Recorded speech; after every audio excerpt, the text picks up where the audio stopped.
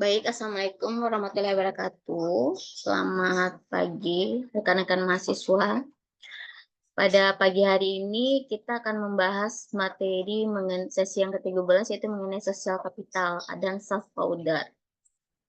Nah, eh, pengertian dari sosial kapital ini berasal dari bahasa Latin yang mana artinya adalah kepala.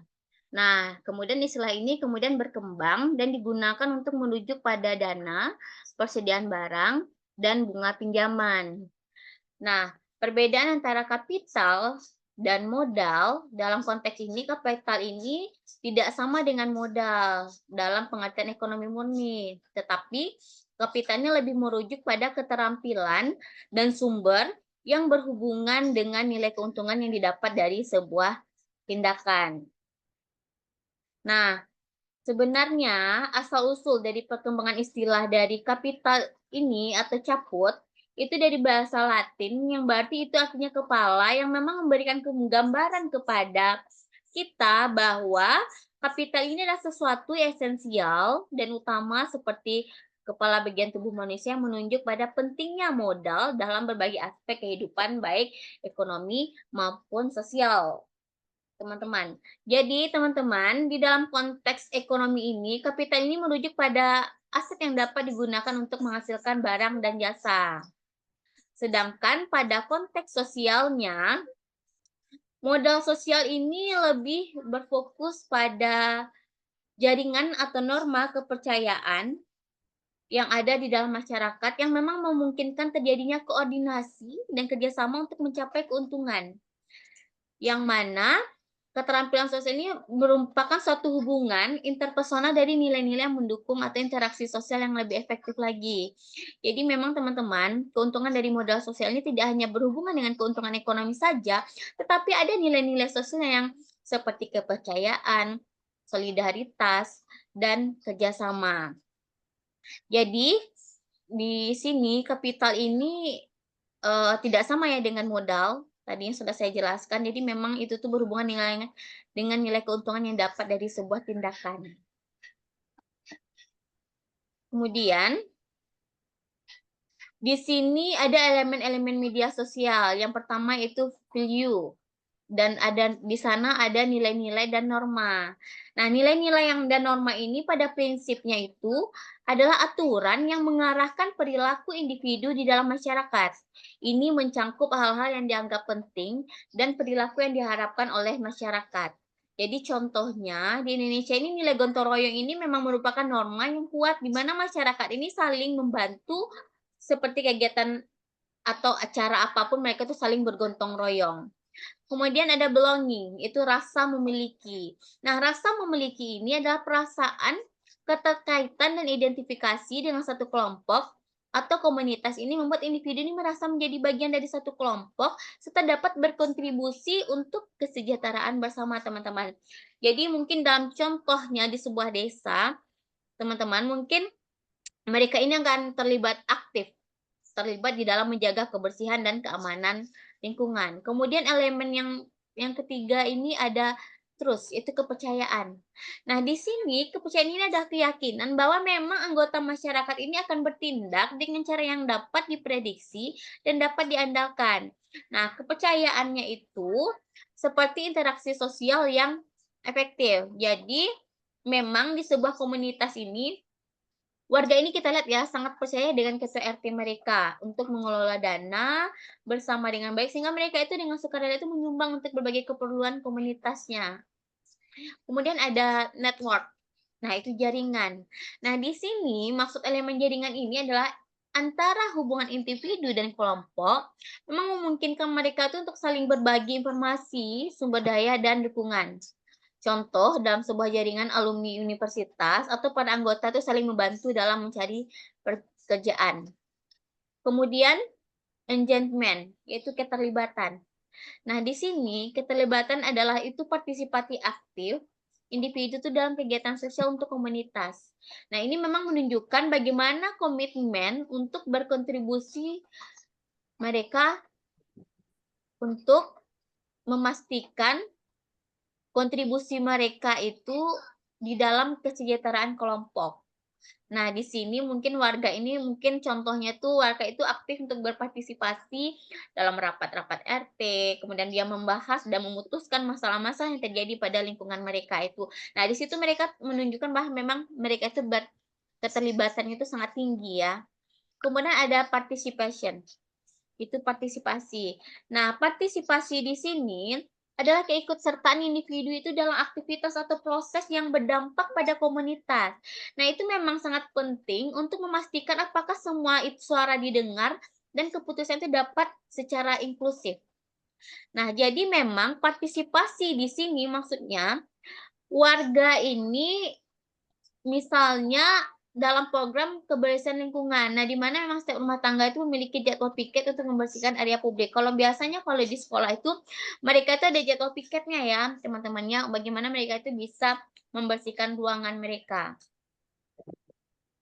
Kemudian ada reciprocity, yaitu timbal balik. Nah, di sini timbal balik ini adalah prinsip di mana bantuan atau dukungan yang diberikan oleh seseorang ini dapat diharapkan akan dibalas di masa depan. Nah, ini menunjukkan bahwa jaringan ini menciptakan dukungan yang memang saling menguntungkan. Kemudian ada di sini definisi modal sosial menurut pakar sosiologi. Nah,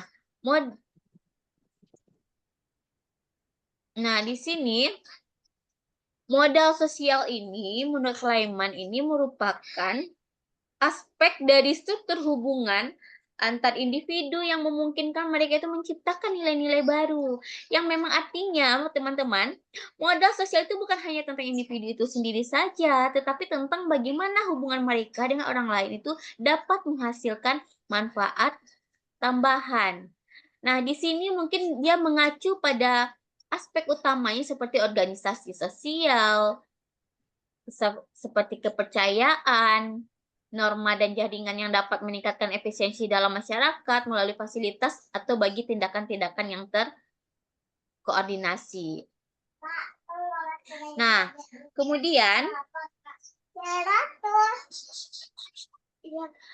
di sini definisi modal sosial menurut Pierre Bourdieu, modal sosial ini sebagai keseluruhan sumber daya yang baik, yang aktual, maupun yang potensial yang terkait dengan kepemilikan jaringan hubungan, kelembagaan yang tetap didasarkan pada saling kenal dan saling mengakui. Nah, setiap anggota dari satu kelompok sosial itu tergantung pada seberapa jauh kuantitas maupun kualitas jaringan hubungan yang mereka ciptakan. Nah, di sini kita lihat bahwa memang modal sosial ini seperti kualitas hubungan sosial itu mengacu pada hubungan sosial misalnya, yaitu seberapa erat dan mendalamnya hubungan antara individu atau kelompok tersebut. Sehingga hubungan yang berkualitas tinggi itu biasanya ditandai oleh tingkat kepercayaan, soliditas, dan dukungan mereka sendiri. Sedangkan kuantitasnya mengacu pada hubungan yang dimiliki individu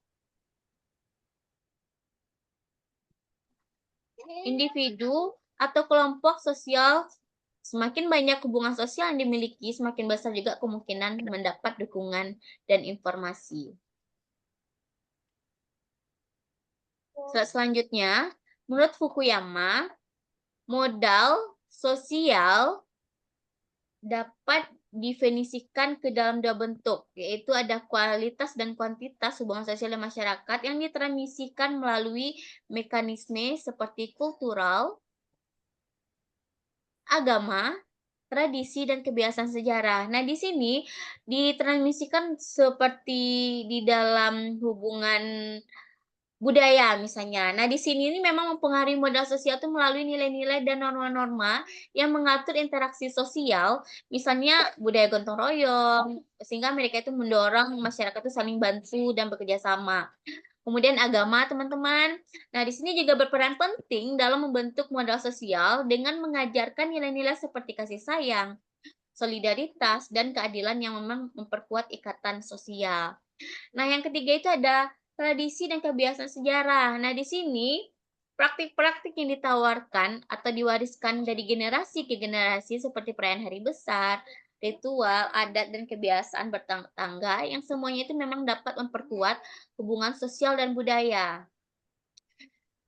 Jadi, dengan memahami memanfaatkan kedua bentuk modal sosial ini, masyarakat ini dapat menciptakan lingkungan yang lebih kondusif, suportif, dan pada gilirannya dapat meningkatkan kesejahteraan bersama. Nah, di sini ada definisi modal sosial menurut pakar sosiologi, yaitu ada dua definisinya. Yang pertama adalah kapital sosial yang menunjukkan pada norma, institusi, dan hubungan sosial yang membentuk kualitas interaksi sosial dalam masyarakat. Nah, di sini kapital sosial ini menunjukkan pada norma institusi dan hubungan sosial ini memungkinkan orang tuh dapat bekerja sama. Tetapi definisi pertama terdapat kelemahannya itu ketidakjelasan mengartikan konsep yang termasuk dalam variabel independen atau norma institusi dan norma hubungan sosial, serta kualitas interaksi sosial yang termasuk dalam variabel dependen karena ada fleksibilitas yang dapat diperoleh dari definisinya. Jadi, seperti contohnya dalam kapital sosial ini menunjukkan pada norma institusi dan hubungan sosial itu membentuk kualitas interaksi sosial dalam masyarakat, itu dia menekankan bahwa di dalam norma institusi dan hubungan sosial adalah elemen-elemen yang mempengaruhi bagaimana individu ini berinteraksi di dalam masyarakat. Nah, kualitas interaksinya sosialnya dapat diukur dari beberapa, baik dari orang-orang saling berkomunikasi, bekerja sama, dan saling mendukung. Kemudian, sumber utama modal sosial, yang pertama itu ada agama. Nah, memang agama ini memainkan peranan penting dalam membentuk modal sosial dengan menetapkan norma-norma dan nilai-nilai yang mempengaruhi perilaku individu di dalam masyarakat. Nah, melalui ajaran agama, individu belajar tentang pentingnya kerjasama ini, pentingnya kejujuran, dan pentingnya dalam rasa solidaritas kita antara sesama. Nah, seperti misal contoh di, komunitas muslim atau di ajaran agama Islam ini memang mendorong para jemaahnya untuk berperilaku adil, jujur, dan saling membantu. Nah, saling membantu di sini contohnya kami itu ada namanya zakat. Zakat dan sedekah umat Islam itu memang didorong untuk membantu mereka yang kurang mampu, teman-teman, dan pada gilirannya mereka itu memperkuat ikatan sosial untuk menciptakan jaringan dukungan yang luas di dalam komunitas tersebut. Nah, agama itu menjadi pondasi yang kuat bagi modal sosial dalam membentuk norma-norma positif yang mendukung kerjasama dan solidaritasnya. Kemudian, tradisi yang telah berkembang secara turun-temurun. Nah, tradisi yang telah diwariskan dari generasi ke generasi itu memang berfungsi sebagai mekanisme untuk mentransmisikan norma-norma dan nilai-nilai yang penting bagi kohesi sosial. Nah, teman-teman, jadi tradisi ini memang mencangkup aktivitas seperti upacara adat, festival, dan perayaan komunitas yang memang untuk memperkuat ikatan antar individu dalam kelompok. Nah, kemudian namanya ada melalui lembaga-lembaga pendidikan. Nah, di sini lembaga pendidikan ini memang sangat berperan penting ya teman-teman ya di dalam membentuk modal sosial dengan mengajarkan nilai-nilai keterampilan, norma-norma yang diperlukan untuk berpartisipasi dalam masyarakat. Sekolah dan universitas menjadi tempat di mana individu ini memang belajar tentang pentingnya kerjasama, kemudian bagaimana keterlibatan komunitas dan tanggung jawab mereka secara sosial.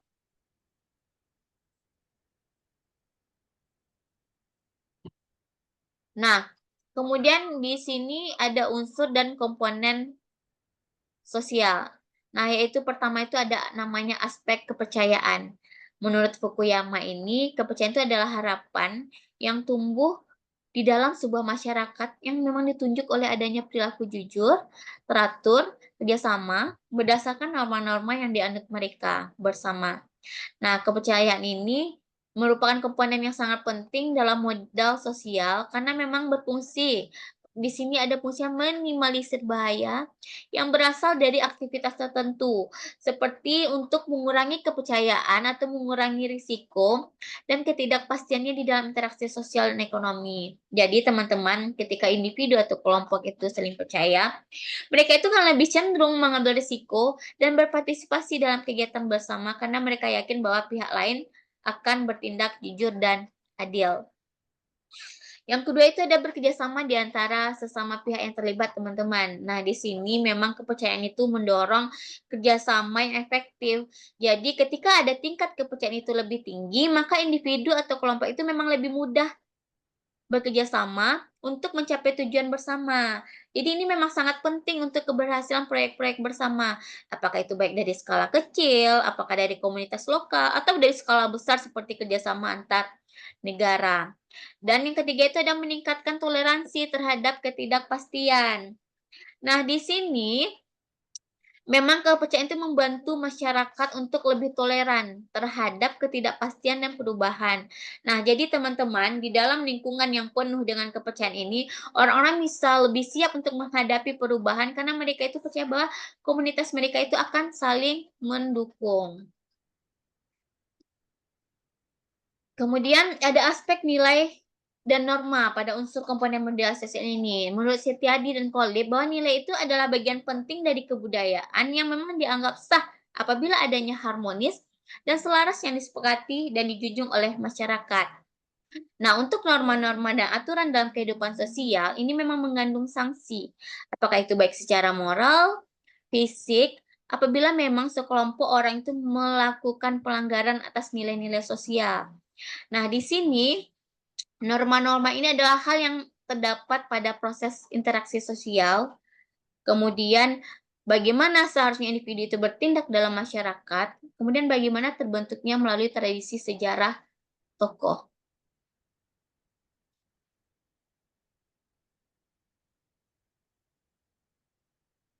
Kemudian ada jaringan sosial atau network. Nah, di sini jaringan sosial ini merupakan ikatan orang atau kelompok yang memang dihubungkan dengan hubungan sosial yang diinginkan dengan kepercayaan, yang diikat dengan kepercayaan. Jadi, jaringan ini terbentuk karena ada faktornya. Pertama, ada berasal dari yang daerah yang sama. Jadi, teman-teman, orang-orang yang tinggal di daerah yang sama ini memang cenderung membentuk jaringan sosial karena mereka itu berbagi lingkungan, sering berinteraksi satu sama lain. Kemudian kepercayaan yang sama.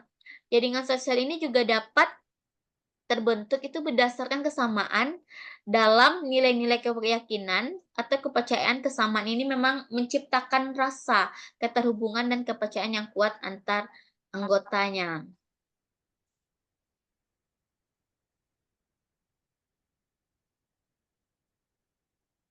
Kemudian ada dimensi sosial.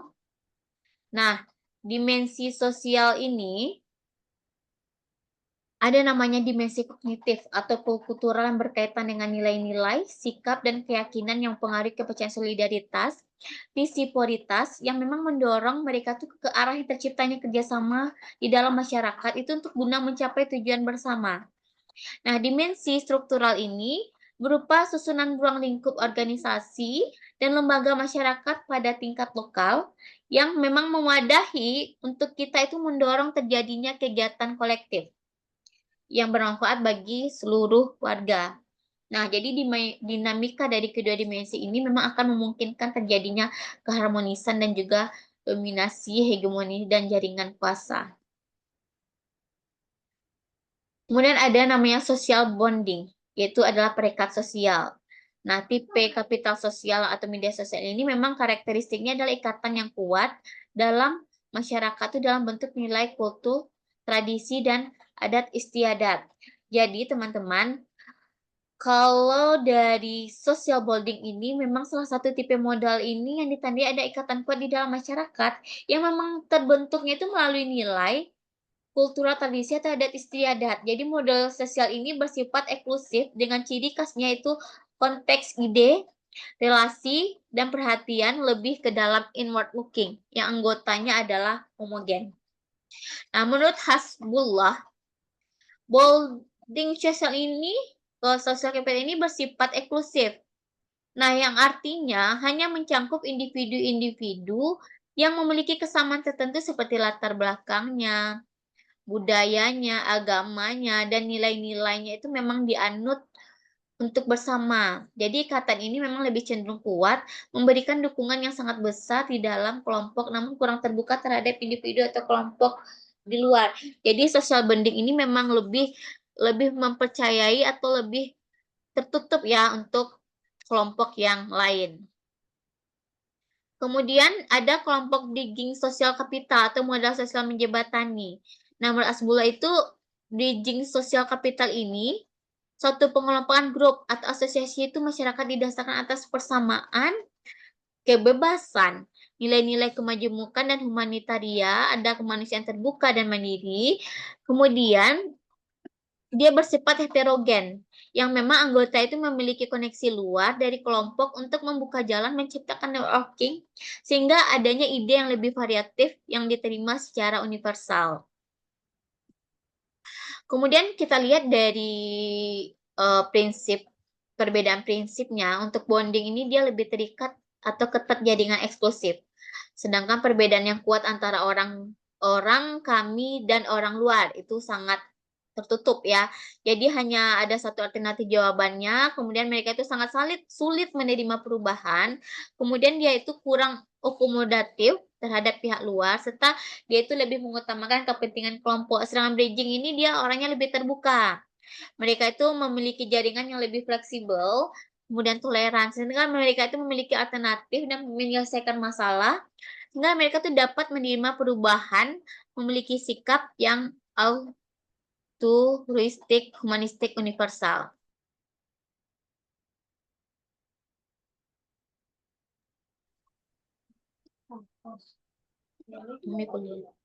Nah, di sini linking sosial kapital atau modal sosial jaringan ini menurut Fauzia memang dia memanfaatkan sumber daya dari luar komunitas. Jadi bentuk jaringannya itu ada kerjasama secara vertikal, yaitu seperti ada pemerintah, organisasi, kemasyarakatan, institut, dan bisnis. Kemudian akses pada kekuasaannya, kemudian dari pengambilan keputusannya, serta kepercayaannya terhadap norma oleh anggotanya. Jadi, mengapa modal sosial ini sangat penting ya di dalam komunitas? Yaitu pertama tuh agar kita tidak saling curiga, tidak saling menindas. Yang kedua itu agar memudahkan jaringan kerjasama dengan pihak luar. Pihak luar. Kemudian biaya transaksi dan biaya kontrolnya menjadi rendah. Kemudian dapat menumbuhkan kepercayaan di antara anggota dan pihak lain untuk mempermudah akses informasi. Tujuan modal sosial ini memang pertama itu untuk penguatan otonomi, yaitu penguatan dalam hal kerjasama, kemudian dapat menguatkan jaringan sosial, kemudian dapat membangun keterampilan berdemokrasi dan menerima pluralisme.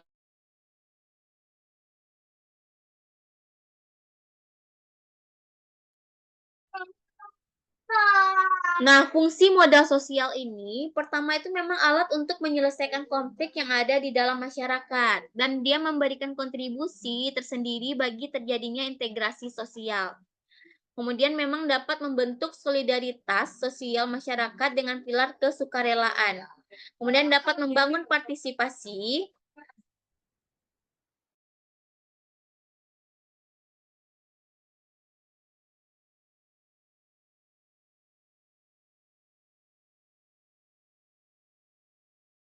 Kemudian memang untuk membangun partisipasi masyarakat itu sebagai pilar demokrasi menjadi alat tawar-menawar pemerintahnya. Nah, jadi dapat kita simpulkan ya teman-teman ya, bahwa kapital sosial ini diperkuat oleh nilai-nilai sosial, kearifan lokal yang memang mewujudkan satu hal dengan baik seperti ada nilai kebersamaannya, ada nilai-nilai sosial tertentu maupun membuat jaringan strategis. Nah, sekarang lanjut pada materi soft power. Nah, mungkin Soft power ini adalah kemampuan suatu negara untuk mempengaruhi pihak lain dengan menggunakan daya tarik, bukan penggunaan penekanan atau pemaksaan seperti yang terjadi di masa-masa sebelumnya. Jadi teman-teman, menurut teman-teman seperti ini, ada yang ditanyakan tentang soft power ini, kemampuan suatu negara untuk mempengaruhi pihak lain dengan menggunakan daya tarik. Seperti apa biasanya kemampuan yang dilakukan dengan daya tarik? Ada teman-teman? Nah, di sini mungkin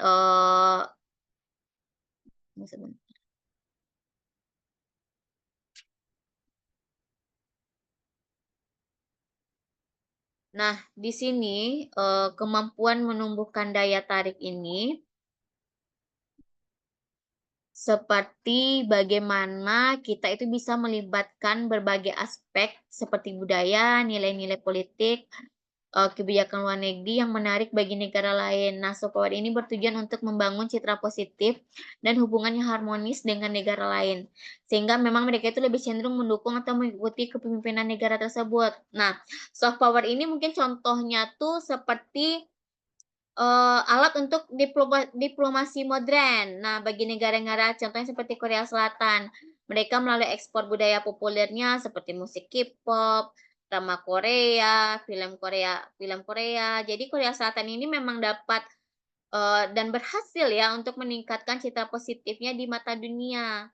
Jadi popularitas budaya Korea ini juga semakin meningkat karena telah membuat banyak negara ini lebih tertarik untuk menjalin hubungan yang lebih erat lagi dengan Korea Selatan.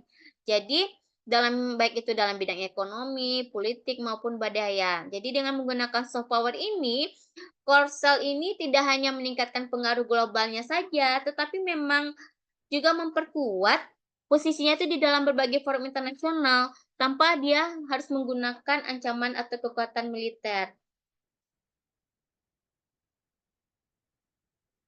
Nah, software ini tadi juga kalau menurutnya itu software ini terdiri dari unsur-unsur budaya juga, sistem nilai dan kebijakannya juga.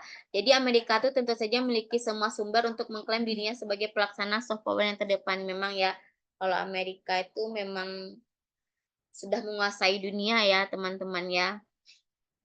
Jadi jadi kita harus tahu bahwa, soft power ini kita dapat melihat negara-negara itu dapat mempengaruhi pihak lain itu melalui cara-cara yang lebih halus dan menarik lagi, dengan mendominasi, eee, dengan menunjukkan bahwa strategi budaya itu sangat penting di dalam diplomasi untuk membangun hubungan internasional yang lebih harmonis dan lebih produktif lagi. Nah, keuntungan soft power ini yaitu pertama itu dapat menggeserkan perbincangan tentang diplomasi publik ke arah the realm of national security dan membingkai arena perdebatan hubungan internasional untuk memberi perhatian yang lebih terhadap topik diplomasi publik. Kemudian, kalau kekurangannya, suplemen ini merupakan mekanisme yang memang mendapatkan apa yang mereka inginkan. Mereka tuh lebih cenderung memaksa dan mengedepankan kemampuan untuk mendengar dan terbuka terhadap perubahan adalah jauh lebih atraktif dan berkekuatan. Jadi teman-teman, di sini ada studi kasusnya seperti batik itu sebagai diplomasi ya, yang mana batik Indonesia ini, eee, pada tahun, Susilo Bambang Yudhoyono menjadi presiden ini, mereka itu mendiplomasikan batik Indonesia. Nah, menurut penelitian itu dia menganalisis bahwa memang batik itu sebagai kebudayaan asli Indonesia ini yang menjadi national branding yang memang untuk memenuhi kepentingan nasional Indonesia melalui diplomasi di Amerika seperti soft power yang memang diandalkan oleh SBY pada saat dia jadi pemerintah. Kemudian memang fungsinya itu untuk memperbaiki citra negara, untuk hubungan bilateral dan meningkatkan ekonomi politik pada masa pemerintahannya. Kemudian dengan budaya kuliner juga melakukan soft power juga ya di perbandingan dengan antara Thailand dan Republik Korea. Jadi memang pada khusus ini dan penelitian ini bagaimana budaya kuliner ini memang mampu mengkapsulasi identitas sebuah negara dan menjawab mengapa budaya kuliner itu dapat diterima dengan baik oleh masyarakat, bahkan mampu mengubah citranya. Baik teman-teman, dari hasil presentasi saya ini mungkin ada yang ingin ditanyakan? Bagaimana Mas Firdaus dan Mas Firden yang selalu hadir ya di saat dan selalu berpartisipasi di saat Pikon. Seperti kemarin sudah kita tunggu sampai 1 jam, ternyata tidak ada yang atau belum ada